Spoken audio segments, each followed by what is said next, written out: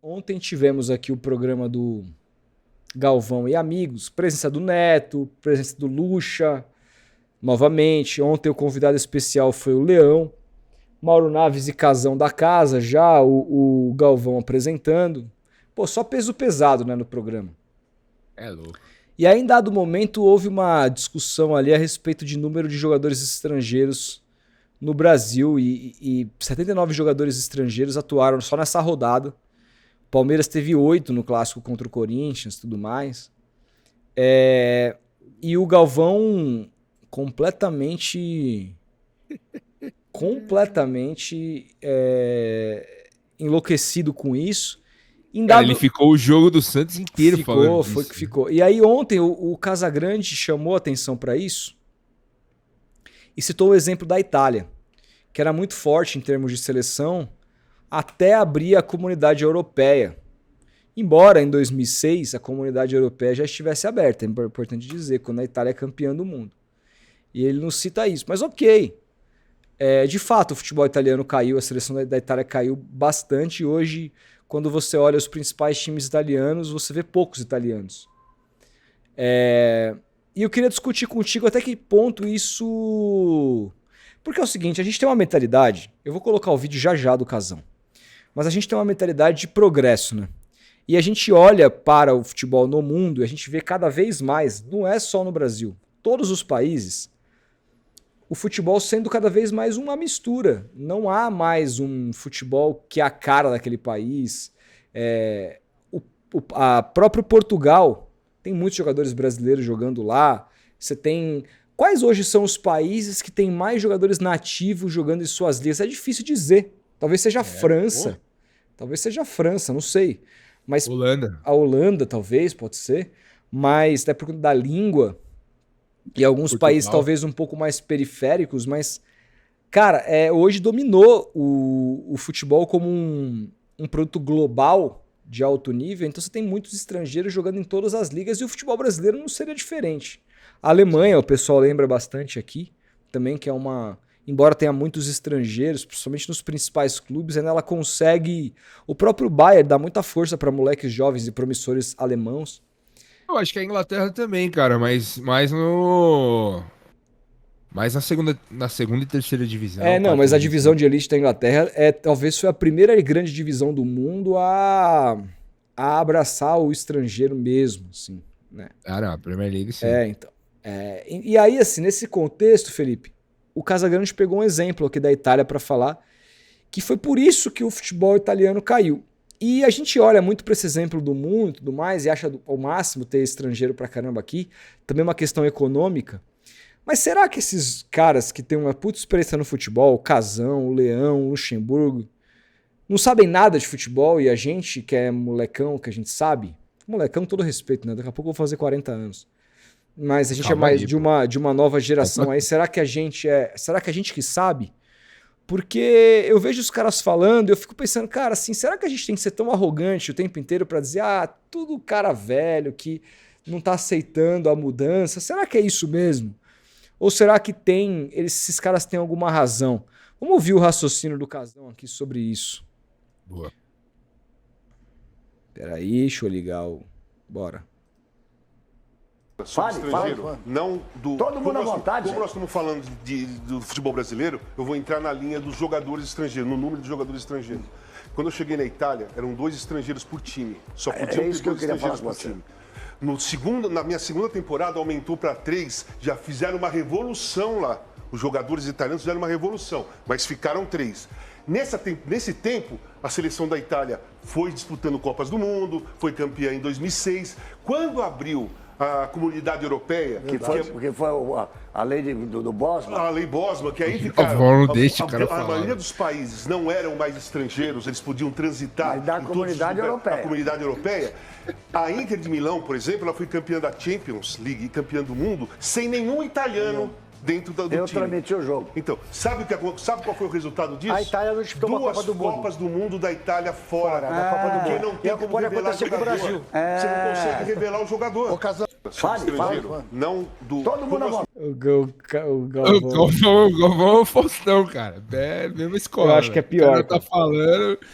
Eu transmiti esse jogo. Não é à toa que o apelido dele era papagaio, né? O Ayrton Senna chamava ele. O cara não deixou o Casão concluir, velho. Muito bom. Eu transmiti esse jogo. Muito bom, cara. Mas, cara, tem uma questão aí que é a argumentação do Casão com relação a isso, né? E de fato a gente vive o pior momento da seleção brasileira, talvez de todos os tempos. Muitos anos sem título, mas também sem encantar. E com jogadores até que têm um protagonismo na Europa, brasileiros, mas muito aquém do nível dos jogadores que a gente já revelou na história do futebol brasileiro também. Acho que o futebol mundial vive uma entre-safra de talentos, mas nitidamente o Brasil também. E até que ponto isso tem a ver, velho, com essa filosofia do estrangeiro? A gente ouve muito, a gente recebeu muita gente aqui no programa, no Tomando Uma, falando que o aumento de estrangeiros faz com que os times brasileiros utilizem menos a sua base. E dê mais espaço para jogadores medíocres do futebol do continente sul-americano. Até que ponto isso está prejudicando o futebol brasileiro? O nível, eu acho que não. Mas até que ponto isso está prejudicando a ascensão de jovens? E até que ponto isso é um reflexo de os jovens talentosos estarem cada vez sendo vendidos mais jovens? Ou até que ponto isso é um simples traço de como o mercado está posto hoje? Como você enxerga isso e o que você faria? Você concorda com a tese do Leão, do Lucha, do Galvão, do Casão, que deveria diminuir o número de estrangeiros por cada time? Ou você acha que teria que soltar mesmo a corda e ser ilimitado? O que você pensa de tudo isso? Eu acho que tem que abrir as fronteiras, velho. Mano, traz todo mundo, vamos fazer um futebol brasileiro forte, uns times fortes. Cara, eu prefiro ter um Piquerez bom pra caralho do que ter um Vanderlan meia boca, velho. Prefiro ter mas aí corre o risco Aníbal Moreno mas bom. Mas aí corre o risco de você ter um Giai, cara. Do que ter um camisa 5 burocrático dentro do time que não consegue dar um bote, sabe? Aí você corre o risco de ter um Flaco Lopes, você corre o risco de ter um Giai, que até tá evoluindo aí nos últimos jogos e tal. Citando o meu time, claro. Mas aí, por exemplo, eu olho pro seu time. Pô, você prefere ter um lateral bom da base, não o caso do Sherman, mas e ter o Léo Godoy, por exemplo? Prefere ter? Não, cara, são questões e questões. Eu prefiro acho ter um lateral da base. Então, eu acho que o problema do futebol brasileiro não passa exclusivamente pelo número dos estrangeiros aqui. Mas você não acha uma provocação? Você não acha que você está olhando muito mais para o universo do clube de futebol? Eu não estou nem falando do seu, mas assim, do clube de futebol e do quanto ele pode melhorar tendo uma condição monetária, financeira, de conseguir bons talentos na América do Sul e ser mais time aqui, e tá olhando um pouco menos para o futebol brasileiro como futebol brasileiro mesmo, como formação de jogadores? Você não acha que esse pensamento é muito, não tô falando seu, mas é muito da nossa parte que cobre e tudo mais, muito clubista da nossa parte de querer o nosso time mais forte, mesmo que o futebol brasileiro, foda-se o futebol brasileiro é a formação de atletas? Sim. É uma visão individualista, mas ao mesmo tempo, se eu for olhar clubisticamente pro meu clube, o Palmeiras tem hoje uma das melhores, ou se não a melhor base do futebol brasileiro nos últimos 10 anos. E aí joga, e a melhor base do futebol brasileiro, jogar com 8 estrangeiros no clássico não diz muita coisa? Então, e aí você tem os extra classes, que são Endrick e Estevão, que o Endrick já saiu, ganhou um Campeonato Brasileiro, um Campeonato Paulista, ok, foi importante, mas já sai da base já com data de validade, igual o Estevão, já tá com data de validade pra ir embora. Mas não tem muitos jogadores ali, por exemplo, Naves, como por exemplo foi questionado o Abel o camisa 5 lá que foi embora, foi trocado agora, camisa 5. Que jogou contra o Santos lá, o Fabinho. Que esses caras têm pouca oportunidade por conta da quantidade também de estrangeiros no time. Cara, eu não sei se passa pela quantidade de estrangeiros. O Abel é o técnico que mais utilizou a base aí nos últimos anos. Colocou mais de 90 jogadores para jogar desde que ele chegou, deu oportunidade para muitos já foram vendidos, deram lucro ao clube, mas é isso. A questão, a crítica, eu entendo do Casão, do Leão, do Lucha, é que a gente virou exportador. A nossa categoria de base aqui, o Euler até trouxe isso também no nosso podcast aí, a gente conversou bastante. A base hoje forma para vender para a Europa. A gente fabrica aqui o jogador, principalmente o ponta, que é o que a Europa quer, que é o que ela cresce o olho no futebol brasileiro, que a gente ainda consegue formar bons dribladores, mesmo com o futebol em crise, como a gente tem aqui no futebol brasileiro. E a base é basicamente isso, cara. Eu acho que a categoria de base deveria ser a terceira opção de todo, ou a segunda, ou a primeira, quiçá, dependendo do clube. Se você tem um jogador muito bom, se tem um meia bom, se tem um atacante muito bom, ele tem que ser a primeira opção, ou no máximo a segunda, ou no mínimo a terceira. Acho que é assim que se forma um elenco, né? Você tem um titular, um reserva que pode incomodar o titular e a terceira opção ser um moleque da base. Acho que os elencos deveriam ser formados assim. Mas não é não é isso que a gente vê no futebol brasileiro recorrentemente. Você não acha que terceira opção para moleque da base é muito pouco?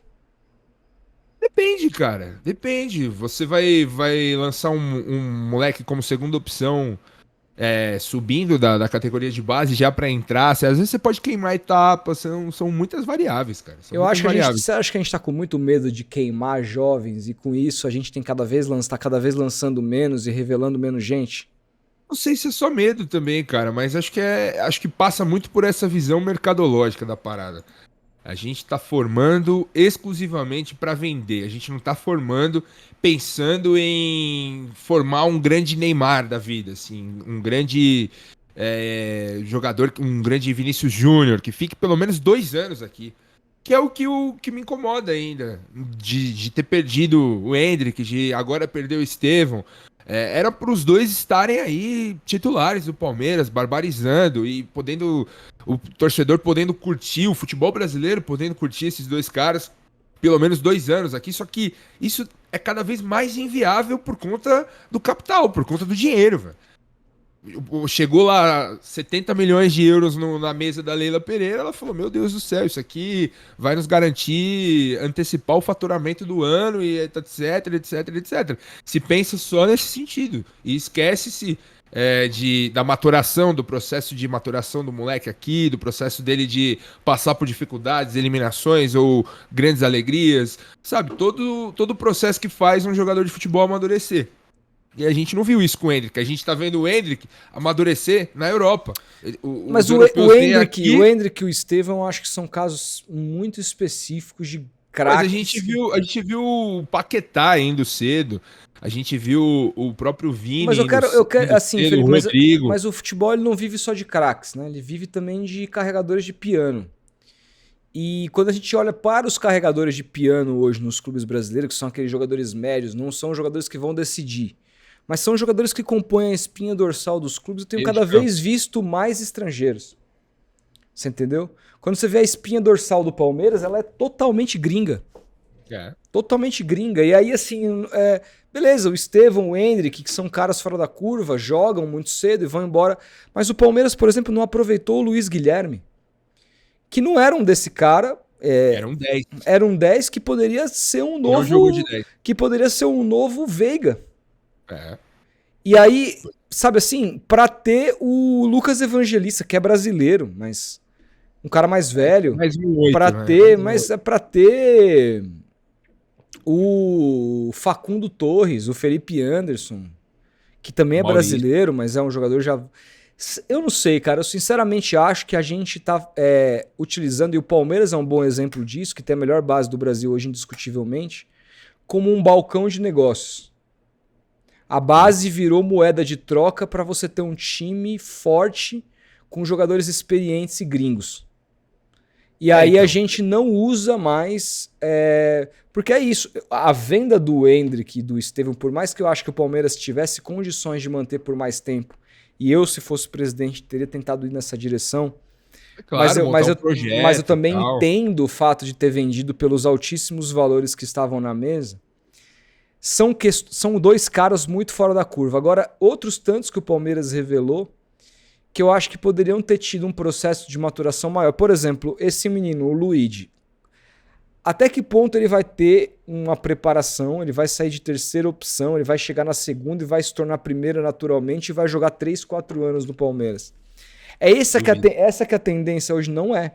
A tendência é que o Palmeiras, quando esse cara dê qualquer sinal de maturidade, vende ele para o mercado que ele pode sair e o Palmeiras usa o dinheiro e o Palmeiras usa o dinheiro para ou trazer um brasileiro mais velho, um Claudinho da vida, ou para buscar um gringo. E aí, assim, nesse contexto, eu acho que o futebol brasileiro como um todo, por mais que seja um modelo para o Palmeiras e outros clubes, um modelo interessante do ponto de vista de competição, quando a gente olha para o macro do futebol brasileiro, eu acho prejudicial. Então, assim, olhando para esse modelo, e eu sempre fui a favor de abrir as fronteiras 100% e tudo mais, mas olhando para esse modus operandi, eu começo a voltar um pouco atrás na minha... Você acha que isso está prejudicando? Eu acho que isso está prejudicando o futebol brasileiro, cara. Eu acho que isso está prejudicando a maneira como a gente lida com jovens jogadores, não os extra classe, mas os carregadores de piano. Eu acho que a gente está prejudicando a maturação, acho que a gente está olhando muito para a base como um balcão de negócio, porque hoje a gente consegue suprir mais barato num mercado cuja economia é inferior à nossa, aqui dos nossos vizinhos. Então, o pessoal fala muito do camisa 10. Eu acho que o camisa 10 ele não existe mais no futebol brasileiro, porque as categorias de bases não formam, ou porque esse jogador não é uma matéria-prima que a Europa quer. Eu acho que são as duas coisas. Eu acho que tem uma questão do jogo ter mudado. O Alex falou bastante sobre isso esses dias, de você exigir mais do camisa 10 em questões anímicas. O próprio Marco Aurélio Cunha falou sobre isso. O camisa 10 é um cara preguiçoso. Hoje em dia não se permite mais que você tenha um meia preguiçoso, né? Mas tem um pouco disso, dos esquemas que se utilizam atualmente, tem um pouco. E eu acho que muito da questão de você olhar para a base como um balcão de negócio, então você vai fabricar o que se tende mais a vender, e é o que a Europa pede mais, então é fábrica. Você tem uma fábrica de celulares, de automóveis, vai. Certos modelos, por exemplo, eu queria muito um Polo GTS, a Volkswagen vai parar de fabricar agora. Parou de fabricar, inclusive. Teve o modelo 2025 aí, mas já não fabrica mais. Por quê? Porque teve pouca demanda. Eles vão tentar agora com o Nivus GTS, que é um novo... E aí, assim, por quê? Porque é um carro que é mais caro para um carro pequeno, que é um carro com pegada mais esportiva, que não é todo mundo que curte, porque a maior parte de demanda de carro no Brasil é para família, etc. Então tem um público muito pequeno. Então o que você faz? Por mais que seja um carro muito legal, que eu gostaria muito de ter, vai parar de fabricar. Então é assim que funciona, oferta e demanda, cara. Pro mundo do futebol não é diferente. Só que isso tá ferrando o futebol brasileiro. E eu acho que esses caras que a gente acha que são tudo tiozão, não sei o quê, eu acho que esses caras têm um ponto importante. Eu, sinceramente, eu não sei qual que é o número ideal, isso deveria ter uma base de estudo, mas eu tentaria retroagir um pouco. Eu acho que a gente tá chegando num nível que tá mostrando pra gente, na prática, que o futebol brasileiro tá cada vez mais ficando pra trás. Eu tentaria voltar, eu acho que um número de, por exemplo, 3 jogadores simultâneos. Você pode ter o número de estrangeiro que você quiser no seu elenco, mas 3 jogadores simultâneos estarem na partida, eu acho um número bom, porque a gente tá falando de 30% ali, um pouco menos, 27%. Cara, eu acho que seria um número bom. Aí eu faço uma pergunta, até pra gente discutir também. Pô, a Premier League, que é conhecida como o celeiro dos estrangeiros, é conhecida como a liga que se solidificou no mundo por abrir as suas fronteiras. Só é a Premier League badalada e cheia de pompa hoje, justamente por conta da qualidade dos estrangeiros que lá atuam. Por que a seleção inglesa tem uma seleção muito boa, uma geração muito boa? Que ganhou o quê? Não, tudo bem, não Ganhou ganhou nada. nada. Ganhou nada. Mas chegou em final de Euro 2 vezes, Não ganhou chegou nada, em Felipe. final de Desde, Copa. Ô, Felipe, Mas são... tem uma geração muito Felipe, boa. conta Cara, mas 1966 aí para analisar- 2025. A gente tá falando de 80 Cara, anos, mas isso aí- não é exemplo, mas Felipe. pera, mas aí analisar só o resultado é muito raso, cara. Os caras formaram jogadores, os caras formaram uma boa seleção, uma boa base. Tem ótimos jogadores que foram importantes, inclusive, dentro dos seus clubes, que tem milhões de estrangeiros. O próprio Phil Foden decidiu o campeonato pro Manchester City. O Saka agora no Arsenal tá jogando bem. É um jogador fundamental, tá machucado agora, mas tá jogando bem. E a Premier Você League é tem tão vários maravilhosa, jogadores. a Premier League é tão maravilhosa que o craque da seleção inglesa não joga na Inglaterra, joga no Aí Real eu te Madrid. pergunto, a Itália, como o Casão usou como exemplo, ficou fora das Copas, mas ganhou a Euro. Ganhou a Euro. E aí? Com uma base muito boa. Será que o problema é só os estrangeiros? Aí a gente venera... Eu não acho que seja só. Então, a gente Não venera acho os nossos jogadores que não, vão pra Europa, não sei o quê, blá blá blá blá blá blá. A gente fica feliz que os caras vão jogar lá, felizes como torcedores. E aí, quando é pra cá, a gente quer limitar a vinda dos estrangeiros pra cá pra fazer um futebol brasileiro forte, uma liga É forte. porque a gente tem que saber o que a gente quer ser. A gente quer ser uma Premier League. A gente quer ter uma seleção que não ganha nada em 80 anos. E a gente tem um campeonato muito forte aqui, que a gente venda pelo mundo, ter nossos clubes fortes. É isso que a gente quer? Se a gente quiser isso, a gente copia o modelo da Premier League. A gente envelopa o campeonato, a gente faz um campeonato interessantíssimo, que seja vendido em outros lugares do mundo. Eu acho que é possível você fazer isso no futebol brasileiro. Mas eu não quero ser a Premier League, eu nunca quis ser a Premier League, eu quero ser o futebol brasileiro. Eu quero ser o futebol que eu olho pro meu time e eu tenho identificação com aqueles jogadores, porque eu sei onde eles foram formados, etc e tal. Não sei, eu tenho uma coisa de que nós somos muito celeiros, sabe?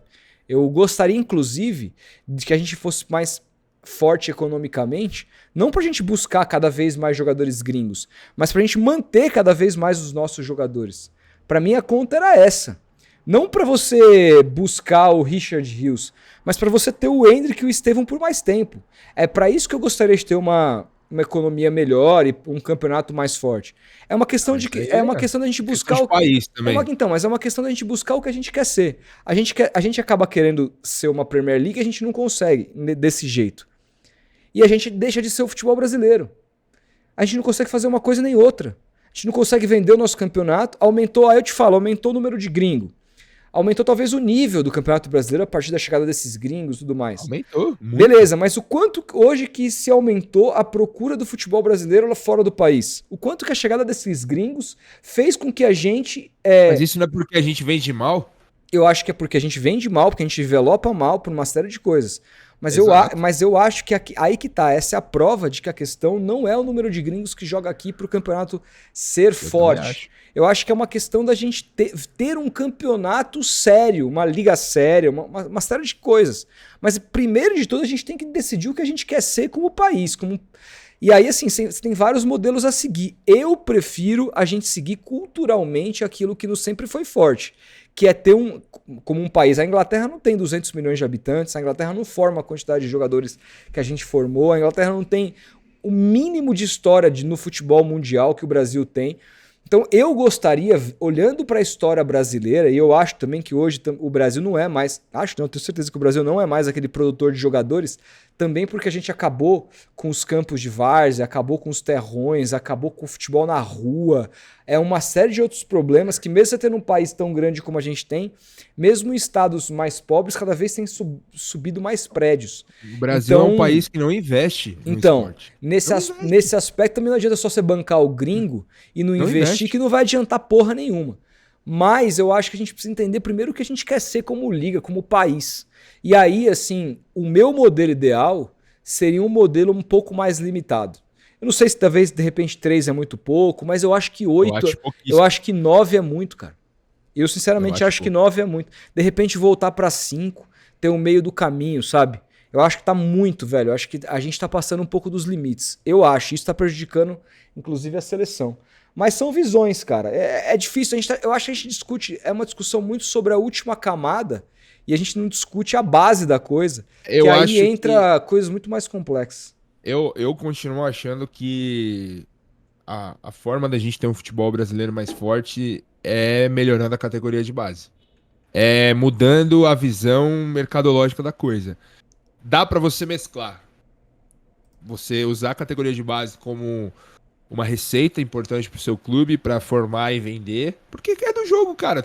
Não adianta a gente ser hipócrita aqui. Nós estamos num sistema econômico capitalista, velho. Por mais que nós sejamos de esquerda, o caralho, foda-se, velho. É um sistema que se retroalimenta. É assim que a banda toca. Não adianta a gente ser hipócrita. Acho que dá pra mesclar. Não dá só pra... Acho que a gente precisa melhorar a formação. A formação dos jogadores. A gente precisa mudar a mentalidade também das categorias de base, Mas porque aí, assim, outros países lá da Europa beleza, que tem as fronteiras abertas... Mas a formação do Palmeiras é a melhor. Você falou sobre isso aqui. Tem vários jogadores de qualidade que não foram utilizados em detrimento de gringos, cara. Gringos meia boca. Isso que me preocupa. Essa que é a questão. Exato. Essa que é a questão. Aqui, ó, o pistoleiro isso que a gente dá pra mesclar, cara. O pistoleiro na frente da casa do Rafael Veiga mandou o superchat e falou: limitar estrangeiros em um país que exporta 95% dos craques e vai continuar é uma asneira sem precedentes pro nível técnico do campeonato.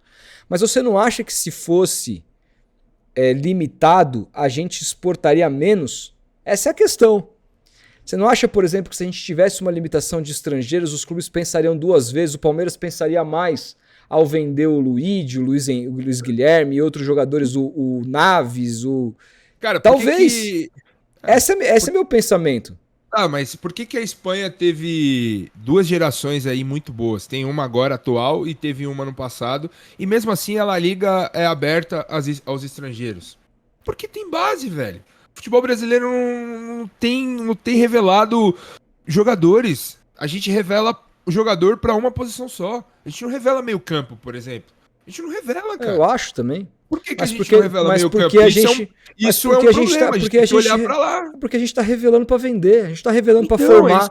Se a gente tá revelando, mas se a gente tá revelando pra vender e não pra formar, é porque a gente tá revelando pro Barcelona, pro Real Madrid e não tá revelando pro Palmeiras, pro Corinthians, porque no Palmeiras tá jogando o Richard Rios e não o Fabinho.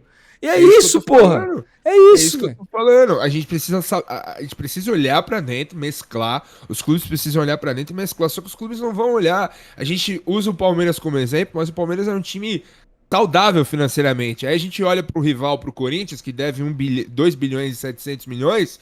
Aí chega uma proposta de 12 milhões pelo bidon, aí o Corinthians vai ter que vender, velho. Vai ter que vender. Mas isso é normal. Porque tá apertado financeiramente, mas, Felipe, tá com as calças na mão. É a maioria da realidade dos clubes brasileiros. Isso não vai mudar. Aí ele olha pra base e fala, puta, preciso ter uma base forte pra me salvar, pra salvar meu ano. São Paulo, quantas vezes o São Paulo salvou a temporada vendendo algum moleque da base? É isso. Porque os clubes são mal administrados. Exato, é isso que eu tô falando, é um problema que se retroalimenta, velho. Enquanto a gente não estruturar o futebol brasileiro, não criar uma liga, os clubes não terem pressa pra vender seus jogadores, porque estão bem financeiramente, isso é um cenário utópico. Mas é por isso que eu olho pro Palmeiras, porque é um exemplo de time bom financeiramente que também usa a base como balcão de negócios. Era um clube que tinha como fazer diferente e não faz. E prefere estrangeiro do que formar jogador. E formar jogador não é o Endrick e o Estevão, é formar um volante bom, é formar... Não sei se dá pra falar que prefere... Prefere, Felipe. Porque foi campeão da Libertadores com uma trinca de jogadores da base, pô. Com meio de campo, com Patrick de Paula, Danilo e Gabriel Menino. Com o Verón sendo um jogador importante. É verdade. Com o Renan jogando na verdade, defesa. Mas depois que esses meninos saíram e foram alçados ao time profissional pelo Luxemburgo... A base do meio de campo. Quem que subiu esses caras? O Luxemburgo. Deu campo para esses caras. O Abel fala um meio campo de base que ele formou no Palmeiras. Não teve, cara. Não teve. Ele não formou, mas ele ajudou os jogadores a se estabilizarem. Pô. Tipo quem? Jogaram. Tipo quem? O próprio Endrick, o próprio Renan, o Patrick de Paula, o Gabriel Menino. O Gabriel Menino jogou mais de 100 jogos com a camisa do Palmeiras. Mas já tinha subido, né? Já tava lá quando ele chegou, eu acho. Mas o Abel poderia muito bem não usar. E usou. Enfim.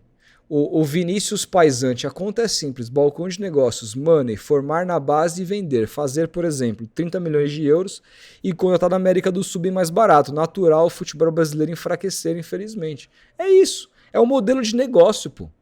Respeito, mas o exemplo da Inglaterra foi o pior. São exemplos. A gente não tem aqui querendo ter razão, a gente tá tentando discutir. A Inglaterra, eu tô trazendo um exemplo aqui, a Inglaterra, ela tá revelando jogador, ela não era reveladora de jogadores, ela não revelava, a gente ficava sempre com aquela imagem de, nossa, a geração inglesa de Lampard, Gerrard, o Rooney, Rio Ferdinand, etc, não ganhou porra nenhuma, Beckham, pô, era uma geração que foi revelada lá, e ficou um hiato gigantesco, até essa geração recente da Copa de 2018, que tem bons jogadores, que é competitiva, que beleza, não ganhou, mas aí é muito raso só olhar para o resultado. O resultado é, a Inglaterra tem um time bom e formou dentro da sua casa com a Premier League aberta aos estrangeiros, é isso que eu tô falando. A Alemanha também foi assim. Em 2006 eles olharam para dentro e falaram, nosso futebol é muito feio, hein? A gente só cruza a bola na área, só tem força, e é isso. Precisamos mudar, vamos mudar, reformular a categoria de base. Basta olhar, tem documentários sobre isso no YouTube. A Alemanha reformulou tudo. E passou inclusive por uma questão governamental também, de criação de leis, etc. Felipe, mas olha o time segurança. Olha o time do Stuttgart, olha o time do Stuttgart, olha o time do Werder Bremen, olha o time do Mönchengladbach. Eu tô falando dos times que não são o Borussia Dortmund, o Bayern e o Leverkusen. Olha os outros times da Alemanha. Tem bastante alemão. Foi campeão. Exatamente. E aí você vê o quê? Você vê muito mais alemães dentro desses times do que você vê na Inglaterra, do que você vê na Itália. A Itália, cara, quando ela tinha... Engraçado, a Itália foi o maior campeonato do mundo quando ela tinha mais italianos. Quando era um campeonato mais italiano. E quem brilhava lá eram 2 holandeses. Não, tudo bem, o Ronaldo brilhou lá, mas peraí, pô, você tinha o Maldini lá, você tinha outros tantos, o Del Piero brilhou lá, o Totti brilhou lá, muitos jogadores brilharam lá, italianos. O Vieri brilhou lá. O Totti foi mais por uma questão de amor a Roma mesmo, que é algo exceção. Mas eu tô querendo dizer o seguinte, cara, nos anos 80, você tinha, antes da Lei Bosman, etc., o campeonato italiano era o mais forte do mundo, você podia só 2 estrangeiros jogar. Então, assim, cara, e aí hoje o campeonato italiano pode tudo, é um campeonato que ninguém liga. É impressionante, assim. Então, eu sinceramente acho que a Itália se perdeu nesse contexto. Acho que a gente está se perdendo também. Porque a gente está olhando muito pro negócio do lucro, tá ligado? Tipo assim, eu vendo por 6 e compro por 3. O futebol tá virando um balcão de negócios, cara. E aí fica difícil. Eu concordo também, eu acho que são vários pontos. E aí quem sofre é o futebol brasileiro como formação também. Eu sei que a base precisa melhorar, isso pra mim até é óbvio. Né? Tudo isso, você precisa fazer com que mais moleques joguem bola, antes de pensar em base. Você precisa que mais pessoas pratiquem o esporte. Está se praticando pouco o esporte. Está se praticando pouco o esporte de futebol. Isso é uma questão fundamental, mas assim... É uma questão fundamental. Mas, assim, quando passa para o universo dos clubes em si, eu acho que é uma questão para a gente pensar. O Vinícius Paisante revela para vender porque a grana dos gringos é 6 vezes mais. O Arthur Ambrosin, não, Rodolfo, olha o Brasileirão quando o Neymar saiu e agora, era uma merda. Qual a chance daquele lixo do Flamengo de 2013 com o Val Baiano ganhar uma Copa do Brasil hoje? E não é só organização, a Europa busca enfraquecer a América. Mas não tem nada a ver, Arthur. O Flamengo era um clube muito mal gerido em reconstrução nessa época. Em reconstrução, ele se reconstrói muito a partir... O time do Flamengo, que é o time top do Flamengo de todos os tempos, tinha a grande maioria de jogadores brasileiros. Você tinha ali, claro, o Pablo Mari, você tinha o Arrascaeta, mas porra... É um dos melhores jogadores do Brasil. Mas o resto era brasileiro nesse time aí, meu. O resto era brasileiro nesse time aí. Né? Foi o melhor time que a gente viu nos últimos anos. O Rafael Martins, do Palmeiras, segurou o Verón e depois se lascou. Vendeu ele na hora que deu ali pro Porto, ele bateu e voltou. Se a gente ficar indo em exemplos isolados, a gente sempre vai achar alguma coisa que corrobora com a nossa narrativa. Sabe? A gente tem que olhar o macro, pô. Como é que tá a seleção? Eu nem tô aqui defendendo uma narrativa. Eu tô tentando pensar junto com vocês e debater junto com você também vários possíveis cenários. A gente já passou aqui por base, a gente já passou aqui por questões financeiras, por questões econômicas do país. E eu trouxe alguns exemplos que na Europa, mesmo com as fronteiras abertas, alguns países conseguiram formar. Então eu ainda bato e ainda acho que o maior problema do futebol brasileiro é a categoria de base. Porque ela só forma pra vender, ela não forma pra utilizar. Ela não foca em, puta, vamos aqui no Palmeiras, meu time como exemplo, Flamengo, formar uns 2 volantes pica, vamos formar um camisa 10 bom aqui, que a gente não precisa ir no Inter e pagar 60 milhões, 64 milhões de reais no Maurício, tá ligado? Vamos fazer isso? O Palmeiras tinha o Luiz Guilherme, que era um jogador muito bom, tido como um 10. Veio uma proposta do West Ham, tchau. O moleque foi embora com 2 gols na passagem dele pelo Palmeiras. Quanto que o Palmeiras vendeu ele? Foi mais de 100 milhões de reais, cara. Só que aí quanto que foi a proposta do Palmeiras pro Andreas Pereira?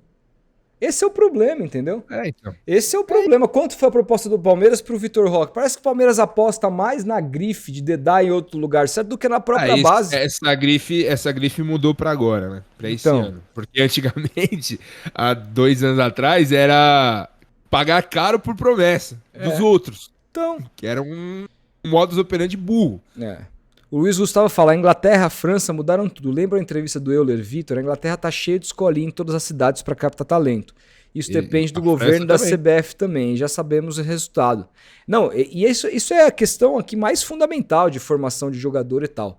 Mas se Uruguai, pô. Mas eu acho que se a gente, mesmo que a gente tivesse uma base de extrema qualidade hoje, com o modus operandi do futebol brasileiro, a gente continuaria formando esses caras não para jogar aqui, mas para vender e continuar lucrando, buscando jogadores mais baratos de fora, porque o modelo de negócio do futebol brasileiro é hoje. Eu acho que a única maneira de mudar um pouco isso é, infelizmente, metendo a mão ali e caretando. Tipo assim, vai jogar 3 estrangeiros por time e acabou. Você pode ter 20 estrangeiros, mas em campo só vai ter simultâneo 3. Eu não era a favor disso no passado.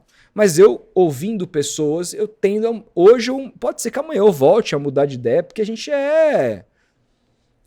tem que ir escutando as pessoas, a gente tem que ir conversando, a gente tem que ir tentando ter uma capacidade crítica. Mas hoje a minha opinião é essa. Eu lembro que a gente gravou um Pocket News em 2021 ou 20.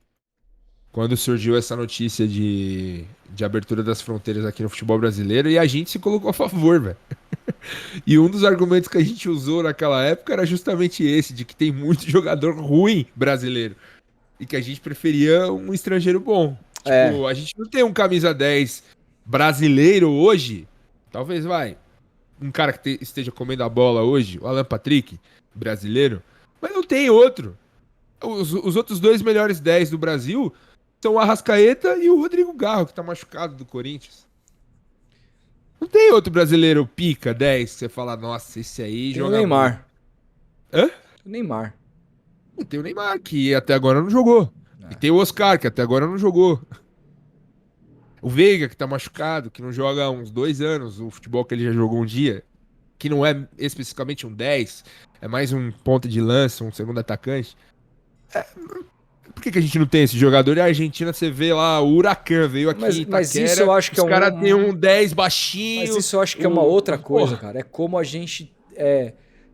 como a nossa base pretende formar jogador. Porque é isso, cara. A gente parou de focar na formação do 10. Mas a gente parou de focar na formação de qualquer coisa. A gente quer focar volante, a gente quer vender. E aí quando lateral. Você quer vender, você não forma nada. Você... Entendeu? Eu não sei. Eu tenho uma... Eu fico imaginando lá a peneira. O gestor da base fica lá olhando o molecada jogar. Esse moleque rápido aqui... Pode trazer. Esse aqui, pode trazer. Esse aqui dribla, pode trazer. Chega no sub-15, vai.